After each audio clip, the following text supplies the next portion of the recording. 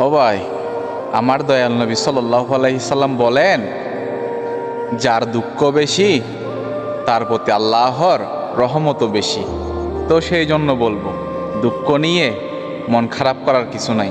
রব্বুল আলামিনের উপর বিশ্বাস রাখেন, উনি অবশ্যই সব কিছু সমাধান করে দিবেন।